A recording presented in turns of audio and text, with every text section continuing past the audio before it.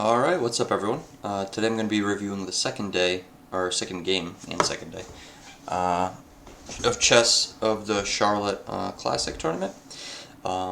This game was at 11 a.m. on Saturday, and I had the black pieces.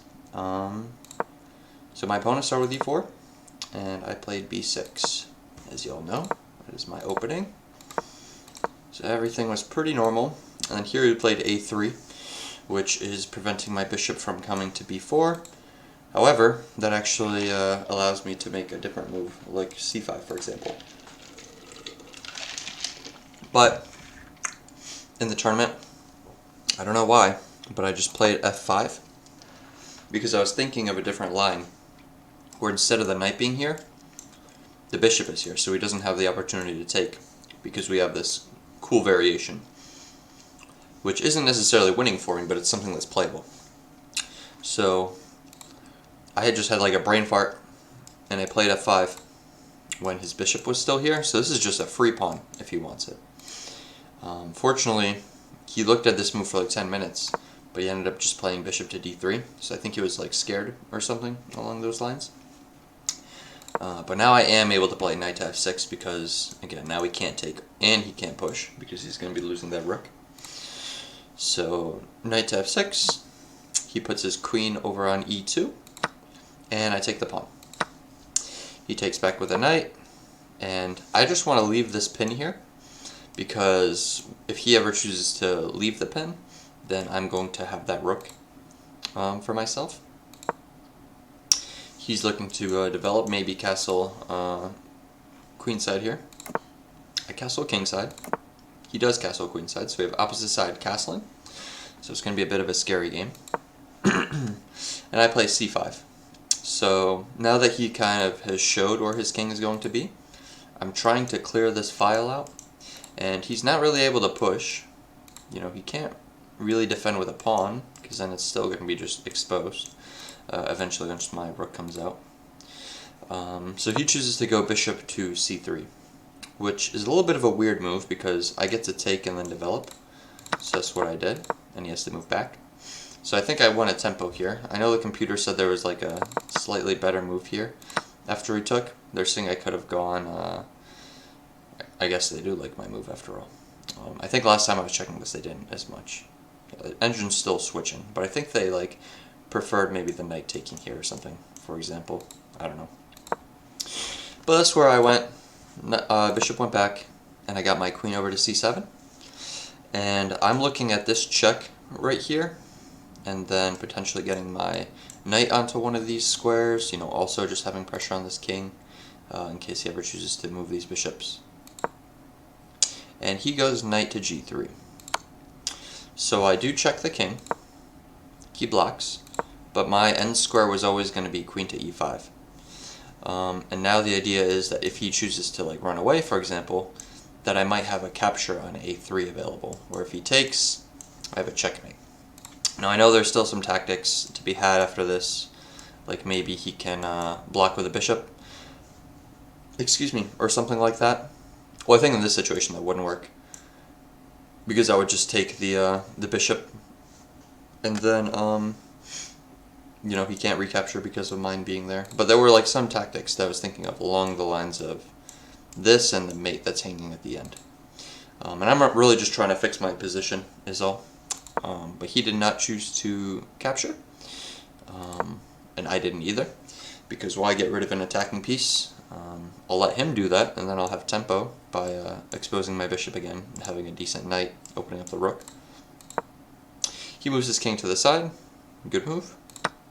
So now I switch off the queens. He takes with a knight, and I go knight to e5. So again, now his bishop does not have this move available because I'm going to be taking that, and even if he recaptures with that piece, he's going to have an isolated pawn right here, which won't be too fun. So he goes bishop to b5. I just chase it away. But instead of chasing it away one more time, what I do is I go bishop to d5. And the idea of bishop d5 is that when I do go to chase him away, he's going to have to back up, and he's going to end up with these double pawns, which isn't the worst thing in the world, but I'm starting to have some attacks that I can have on him then in that case. He goes knight over to f4, attacking this bishop. I don't want to give that up because then I have double pawns and I lose my whole threat. So I just move up one square. Now he attacks my knight, which was hanging. So I go knight to c6. And he does have a pawn that is going to be hanging here at any moment. Pretty much what he has to do is take here, and then it's literally already hanging. Which is what he does. So now he has a pawn. But I feel like I have a very good position on him. I have, both of my bishops kind of aimed at the king. I have my rook doing it with the file open. I'm one move away from potentially moving this bishop. So I like my position here. I also have some ideas of moving this guy with a discovery. Maybe I can take this pawn with a discovery. Maybe I can just go here and grab one of them. Just an idea. But he attempts to kick me with c3. So I go knight here to b5. And he goes knight to h5. So obviously he's trying to either take this and give me some horrible pawns, or he is trying to, take on g7. So I just moved my bishop out of the way. I knew he was going to threaten me with a rook, but that's where I made this sack. And the idea here is that this is still protected for now. If he takes, then I recapture, and I'm going to win the bishop along with 2 pawns. He is going to get this pawn back, and my king is a little bit awkward, but he doesn't actually have a way to checkmate me anywhere. So I'm pretty comfortable in this position. And obviously if he does nothing, or if he chooses to take the knight, then I'm just going to take the rook. So I thought that was a pretty good move. He also was in time trouble at this point. I think I had like 50 minutes to his like 3 minutes. So I was thinking I'm going to try making some quick and tough moves that I know don't fail, but even if it's not like the top engine move, I'm still happy with it. But he ended up taking, which was the worst choice, because now the computer favors me a little bit. He takes the pawn, I sidestep, and now he goes after my bishop. So I just go rook over to the side, and now I'm trying to get all of my weapons online to target his king. See, now he double targets my bishop. I just protect it with b5. He goes knight over to f6, and I couldn't tell what he was targeting defensively, so I figured he was going for an offensive last ditch, because that would be checkmate, because this would cover my escape squares.